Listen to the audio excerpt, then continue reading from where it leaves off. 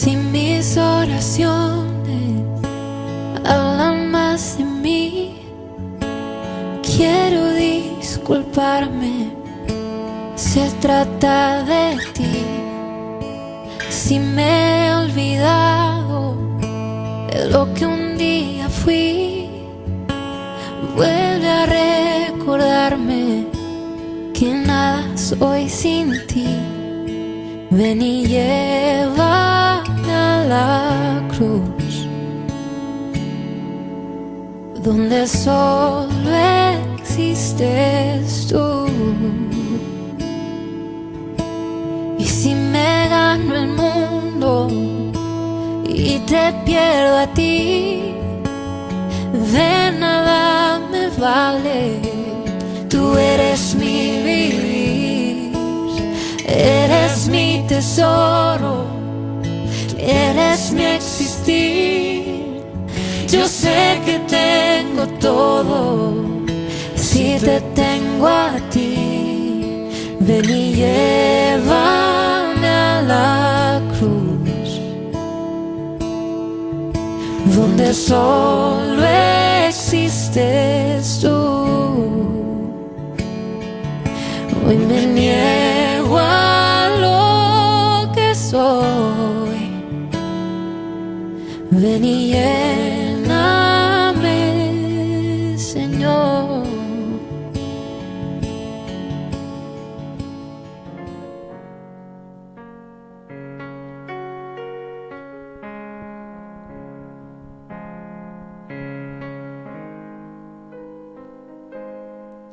Jesucristo, reinas con poder, soberano, victorioso Rey. Ni la muerte pudo detener tu poder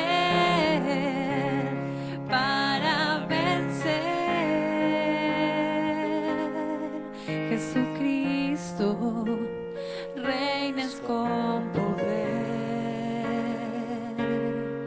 soberano, victorioso Rey. Ni la muerte pudo detener tu poder para Dios de lo imposible, te adoramos, eres invencible, soberano, tuya es toda la gloria, tuyo es todo el honor.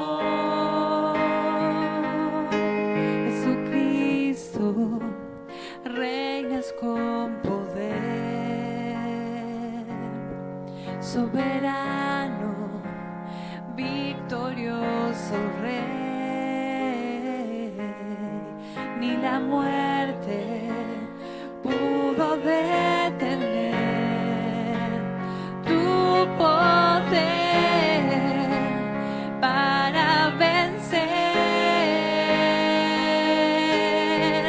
Dios en lo imposible, te adoramos,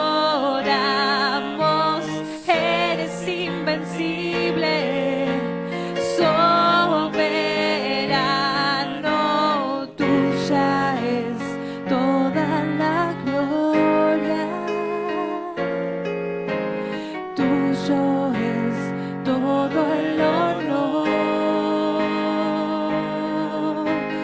Tuya es todo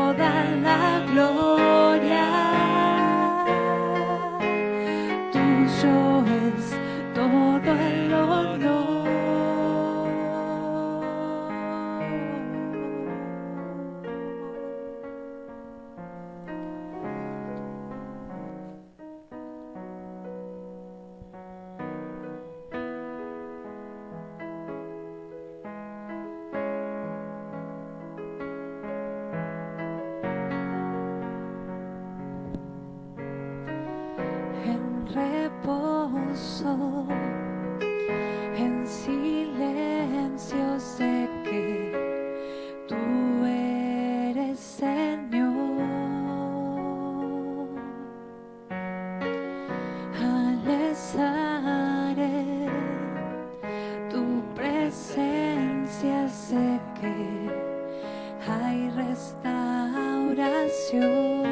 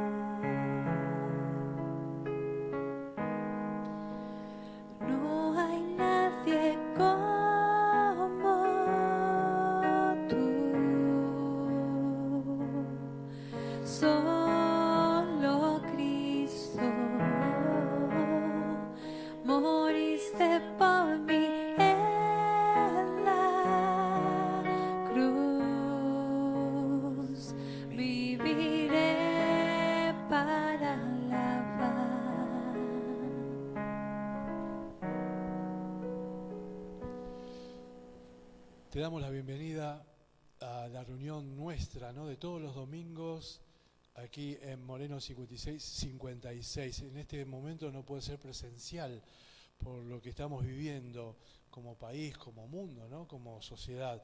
Pero todos los domingos hemos llegado a tu hogar de esta forma o de forma presencial aquí en nuestro lugar de reunión. por este tiempo, ¿sí?, utilizamos este método. Te recuerdo que hoy a la mañana tuvimos escuela dominical presencial solamente de adultos y estamos estudiando el Evangelio según San Marcos. Para hoy, ¿sí?, a la tarde, ahora, en este mensaje, vamos a hablar del Evangelio según San Juan capítulo 8, que pusieron por título La mujer adúltera, ¿sí? Y vamos a estar tratando este tema, ¿no?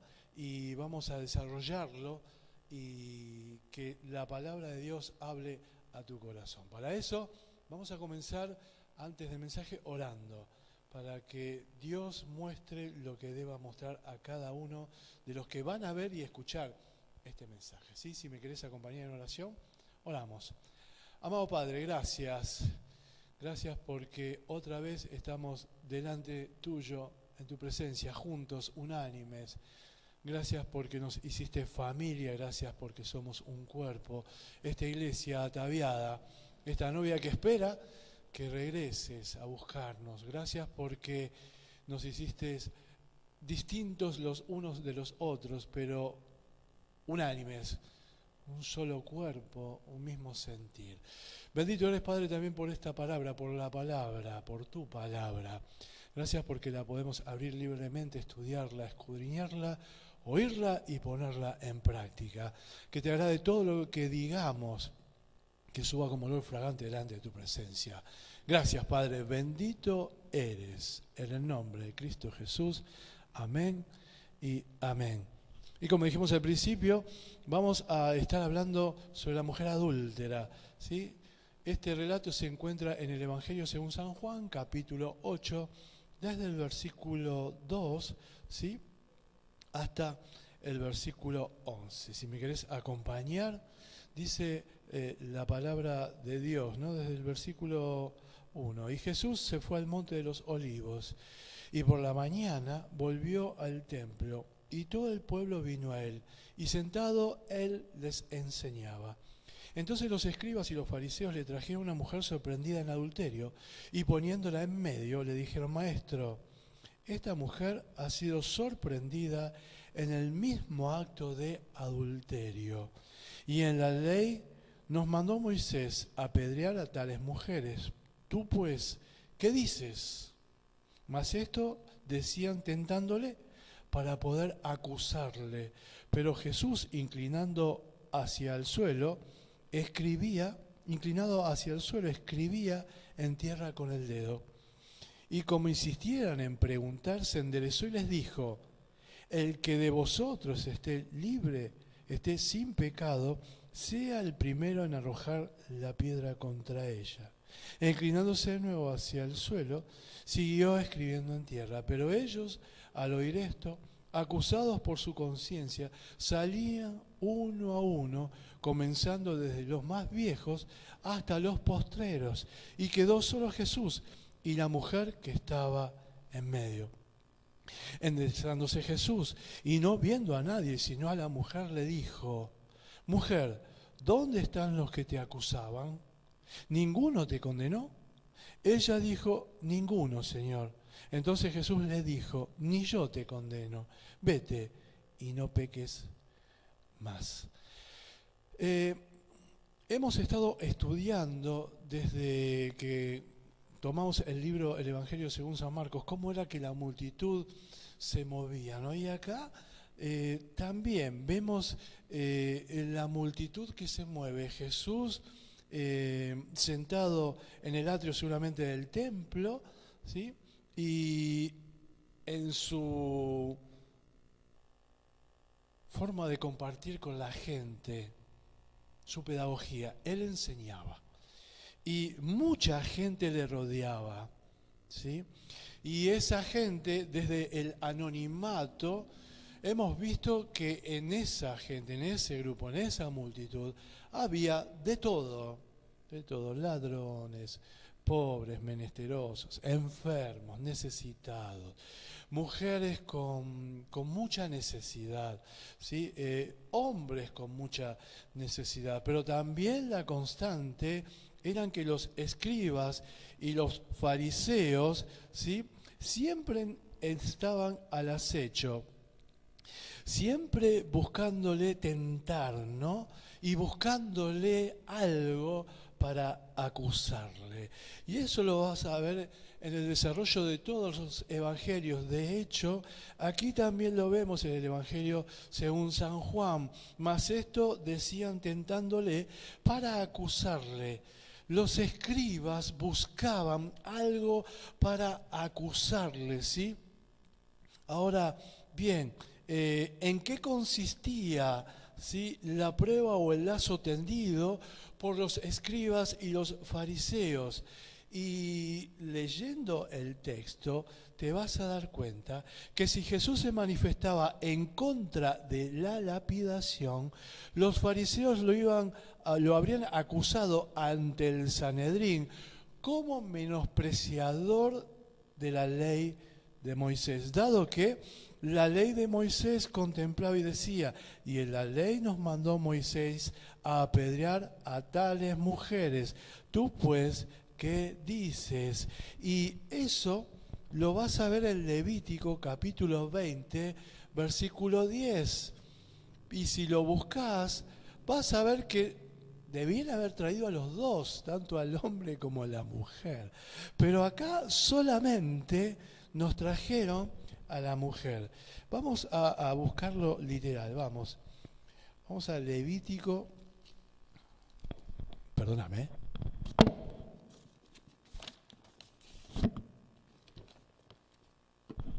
Levítico capítulo 20, versículo 10, nos dice, si un hombre cometiera adulterio con la mujer de su prójimo, el adúltero y la adúltera, indefectiblemente serán muertos, ¿sí? Habla de dos, pero bueno, acá se nos trae solamente a la mujer. Y entonces, la prueba o lazo tendido era para ver si Jesús se manifestaba, ¿sí?, en contra de la ley, menospreciando la ley de Moisés. Ahora, si Jesús se hubiera pronunciado por la aplicación rígida de la ley, los fariseos lo habrían acusado, ¿sí?, no ante la autoridad romana, sino ante todo el pueblo judío, como un hombre que se cayó de su papel de Mesías misericordioso, que hasta entonces había anunciado la gracia y el perdón a los mayores pecadores, y que ahora quería restablecer una ley que seguramente, ¿sí?, había caído en desuso. El lazo estaba echado. Si Jesús se pronunciaba en contra de la ley de Moisés o menospreciando lo que decía la ley de Moisés, iba a ser acusado ante el Sanedrín. Si Jesús decide aplicar la ley rígida sobre esta mujer, los judíos, aquí representados, ¿no?, por los escribas y los fariseos, no iban a ir al Sanedrín, sino iban a ir delante del pueblo, diciéndole que este Mesías, ¿sí?, este Cristo que anunciaba la misericordia y el amor al prójimo, estaba diciendo que debían matar a esta pecadora. En el desarrollo del Evangelio, según San Juan, ¿sí?, vemos los pasajes que hablan de amor, ¿no? Porque de tal manera amó Dios al mundo que ha dado su Hijo unigénito para que todo aquel que en Él cree no se pierda, mas tenga vida eterna. Hemos visto cómo en las bodas de Caná, ¿sí?, de Caná, comienza a hacer su carrera, ¿no?, sus milagros. ¿Qué tiene conmigo, mujer? Aún no ha venido mi hora, ¿sí? Está lo de Jesús y Nicodemo, la mujer samaritana, ¿sí?, el paralítico de Betesda. Bueno, todas las cosas que vos has ido leyendo, estudiando, ¿no? O tal vez no hayas escuchado nunca de lo que está en el Evangelio según San Juan, o en ningún Evangelio, pero estamos viendo y escuchando y leyendo, ¿no? Que acá hay una mujer que fue encontrada en adulterio, ¿no? Sorprendida en adulterio, y la pusieron en el medio y se la traen a Jesús, ¿sí? Dice la palabra, le dijeron: maestro, esta mujer ha sido sorprendida en el mismo acto de adulterio, y en la ley nos mandó Moisés a apedrear a tales mujeres. ¿Tú pues qué dices? Mas esto decían tentándole para poder acusarle.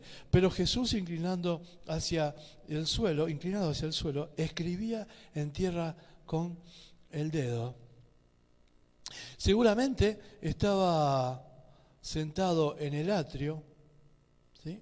Y solo tenía que inclinarse hacia adelante para poder escribir en tierra. ¿Cuál era su intención, no? Porque evidentemente con esta actitud no se quería involucrar en lo que estaba pasando, ¿no? Porque parece una actitud poco respetuosa respecto a los que le hablaban, ¿no? Porque le están hablando y Jesús está sentado, ¿sí? Y escribiendo con el dedo, ¿sí? en tierra, ¿no?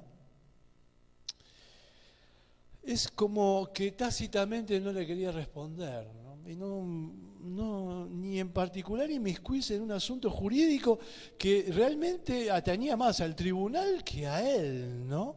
Y si vos buscás en el Evangelio de según San Lucas, capítulo 12, versículo 14, aquellos que un hombre dice: Señor, decile a mi hermano que parta de su herencia. Y Jesús le dice: hombre, ¿quién me ha puesto como juez o partidor? Después va a desarrollar, ¿no? El tema, ¿sí?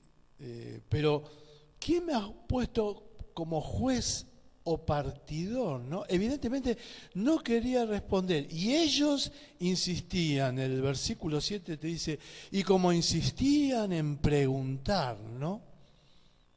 Insistían tanto, pero Jesús escribía, y escribía en el suelo. Y una buena pregunta sería: ¿qué estaba escribiendo? Nadie sabe, no sabemos, porque en ningún lado dice que estaba escribiendo. Tal vez la sentencia que iba a anunciar, ¿no? Tal vez los mandamientos. No sabemos, realmente no sabemos qué estaba escribiendo.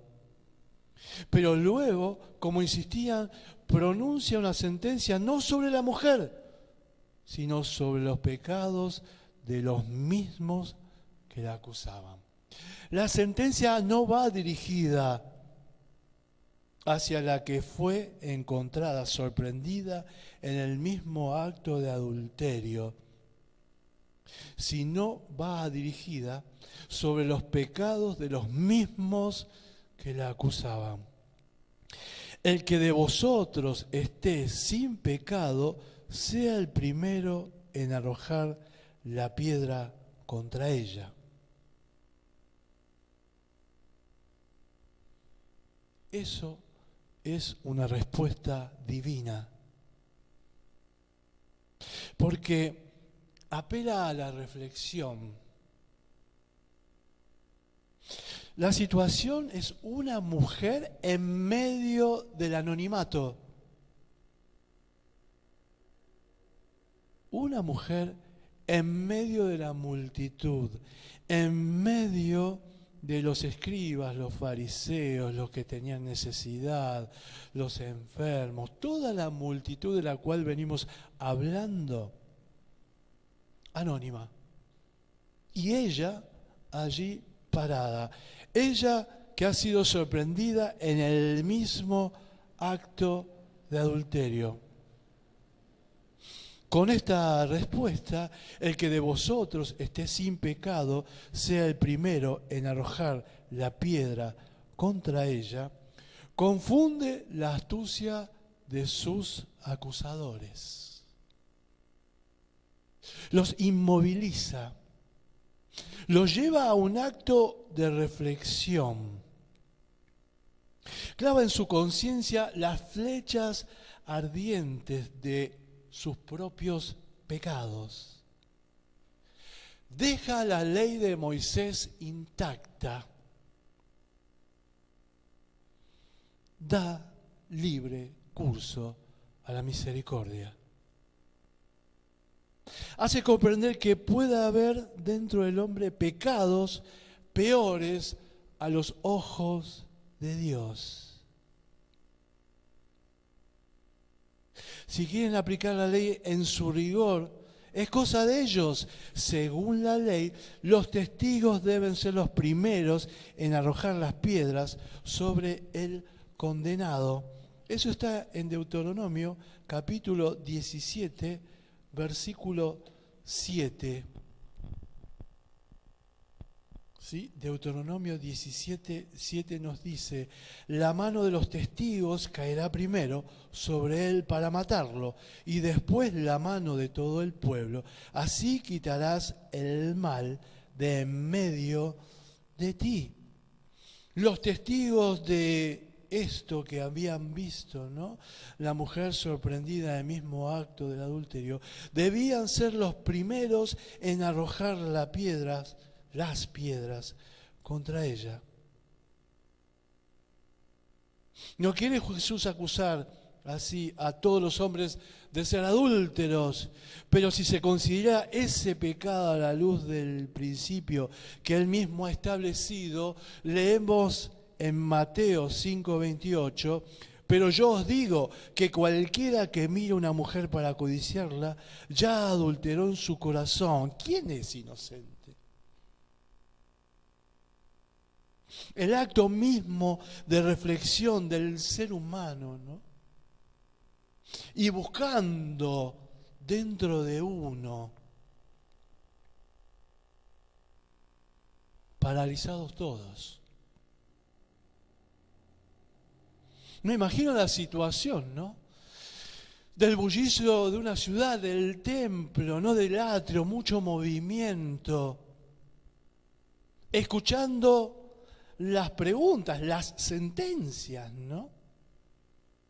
Ellos como inquisidores, esperando una respuesta, insistiendo en la respuesta del Maestro, de Jesús.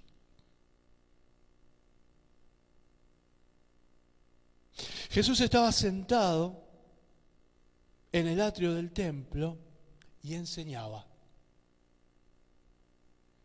Los que vienen a tentarle le dicen Maestro. Y él, como el gran maestro, enseña. Entiendo que se debe haber hecho un silencio terrible. Y que si ya había piedras en las manos, ¿no?, la debieron haber ido soltando uno a uno, hasta que quedó solo Jesús y esta mujer. Lo que nos enseña acá es la sentencia que Jesús da. El que de vosotros esté sin pecado, sea el primero en arrojar la piedra contra ella.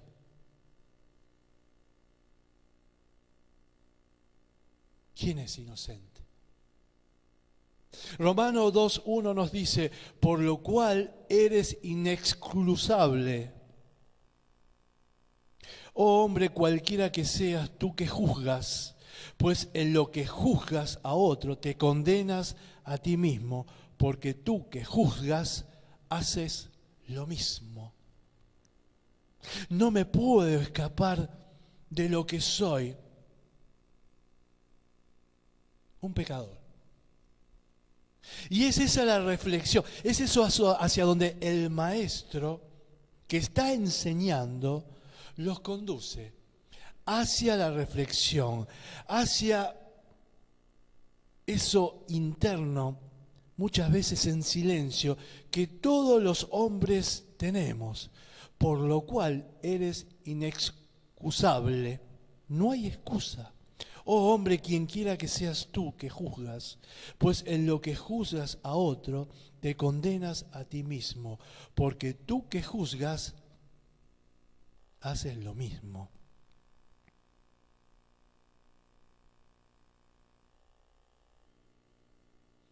En el anonimato, ¿no? Aquellos doctos de la ley, aquellos religiosos, aquellos que vienen a tentarle, se van con una gran enseñanza. Pero ellos, al oírle esto, acusados por su conciencia, salían uno a otro, comenzando desde los más viejos hasta los más postreros, hasta los jóvenes. Y quedó solo Jesús y la mujer que estaba con ellos en medio. Vos fíjate cómo es que la palabra nos dice que la conciencia les acusaba y no respeta edad, ni posición económica, social, ni sexo, ni... La conciencia los había acusado. Y se iban los más viejos, pero también se iban los jóvenes. Por eso que habían sentido en su cuerpo, ¿no? No tengo excusa. Yo no puedo juzgar. Porque si juzgo a otro, me condeno a mí mismo. Porque el que juzga hace lo mismo.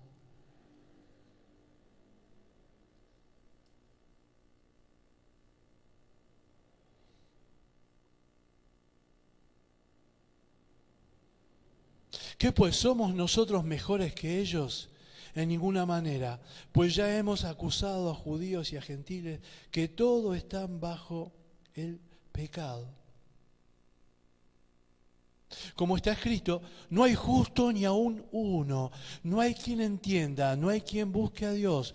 Todos se desviaron, a una se hicieron inútiles. No hay quien haga lo bueno, no hay ni siquiera uno. Por cuanto todos pecaron y están destituidos de la gloria de Dios. Eso es lo que la multitud sintió en su conciencia cuando reflexionaron ante la sentencia dictada por Jesús.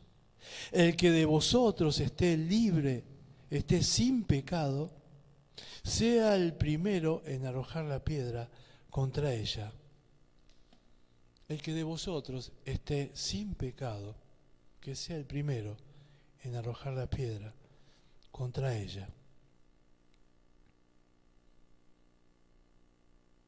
La historia termina con que Jesús levanta la vista y de la multitud solamente queda la mujer.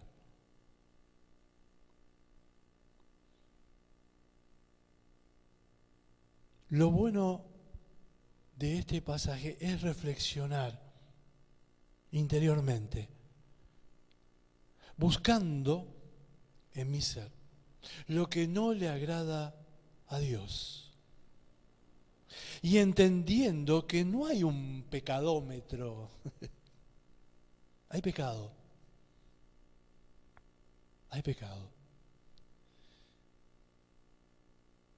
pero también hay alguien que vino a entregar su vida en favor tuyo, para que sientas en tu cuerpo la misericordia de Dios obrando en tu vida. Si no hay justo ni aun uno, y por cuanto todos pecaron, estamos destituidos de la gloria de Dios. Dios se acercó al hombre para recomponer esa relación. Dios se acerca al hombre para que nosotros experimentemos el cambio que a Dios le agrada. ¿Y cuál es el cambio que a Dios le agrada? El de pasar de muerte a vida y vida en abundancia. Como está escrito, no hay justo ni aun uno, no hay quien entienda, no hay quien busque a Dios. Todos se desviaron, a una se hicieron inútiles. No hay quien haga lo bueno, no hay ni siquiera uno. Y si fuimos destituidos de la gloria de Dios por el pecado, Dios envía a Jesucristo para que nosotros tengamos vida y vida en abundancia.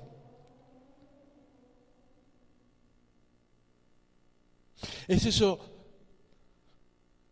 que nos alcanzó a muchos de nosotros en algún momento de nuestras vidas, entendiendo que nosotros vivíamos lejos de Dios y que Él vino no para condenarnos, sino para salvarnos, que es distinto. Ella dijo: ninguno, Señor. Entonces Jesús le dijo: ni yo te condeno, vete y no peques más. Él vino a traer la salvación al mundo, porque Jesús es la luz del mundo. Nosotros habíamos vivido en tinieblas. Dice la palabra: yo soy la luz del mundo. El que me sigue no andará en tinieblas, sino que tendrá la luz de la vida. Por mucho tiempo estuvimos lejos de Dios. Pero Dios nos acercó a Él, enviando a ese mediador entre el hombre y Dios mismo, Jesucristo hombre, para que nosotros nos reconozcamos como lo que somos. No somos justos. Todos pecamos y fuimos destituidos de la gloria de Dios. Pero al reconocer mi situación, estoy reconociendo también que necesito de alguien que me saque de esa situación. Soy pecador, ¿qué hago? Acepto a Jesucristo como Señor y suficiente Salvador, para que Él sea la luz de la vida, de mi vida. Si en este momento de tu vida estás pasando por este tiempo, este trance que nos toca vivir, ¿no? Te digo, hay una solución. Que Dios envió a Jesucristo para que nosotros tengamos vida y vida en abundancia. Lo único que debo hacer es abrir mi corazón y aceptarlo como Señor y suficiente Salvador.